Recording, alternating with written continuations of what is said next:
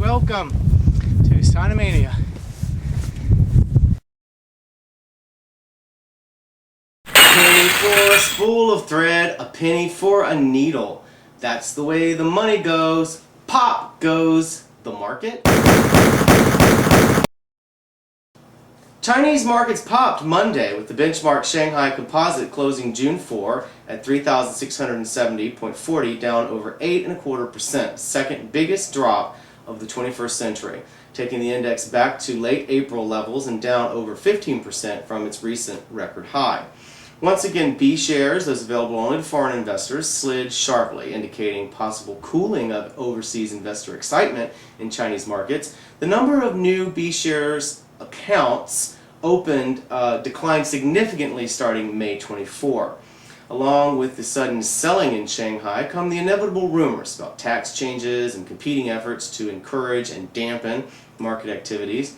Word is from Beijing that the central government is watching the market carefully, but staying, officially at least, aloof. Wu Xiaoling, vice governor of the Chinese central bank, said this week that China's macroeconomic controls are aimed at promoting the healthy, stable development of the stock market, adding that markets are always fluctuating. Since the start of the week, there have been modest gains in the markets overall, and many analysts believe that the correction may be stabilizing. The magic number mentioned is 3,600 for the Shanghai Composite, with a general view that technical indicators support the index not dipping too much further south. If the index were to slump down to 3,000, that would indicate a 30% drop. Remember, prominent bears warned at the beginning of this year of a 20% or more decline in Chinese stocks. Will their prophecy be fulfilled? Just ahead of President Hu Jintao's participation at the G8 summit underway in Germany, the Chinese government released a national climate change program, China's action plan on global warming. The plan is laudable since few so-called developing nations agree to set any targets on reducing greenhouse gases. The action plan aims to reduce emissions by 950 million tons by 2010. That's about 1/5 of China's current total emissions.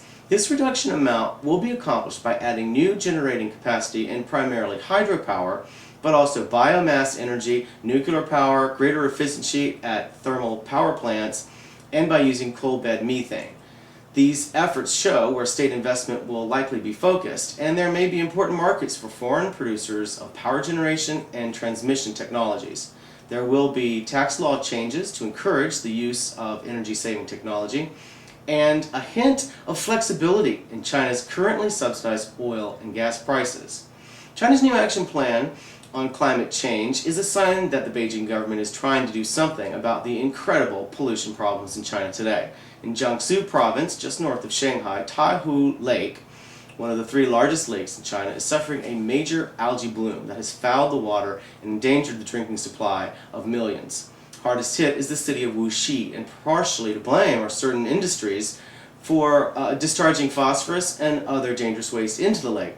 The Beijing government has asked provincial authorities to investigate and shut down factories if necessary.